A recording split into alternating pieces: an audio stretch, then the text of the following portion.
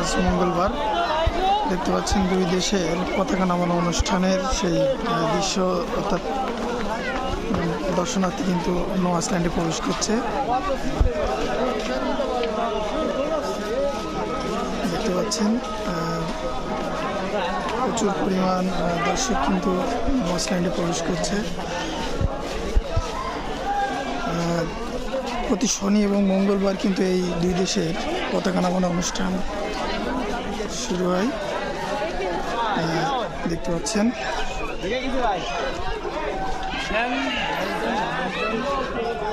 আজকের যে বাংলাদেশের দর্শনার্থী কিন্তু দেখতে পাচ্ছেন সব গ্যালারিতে বসে আছে।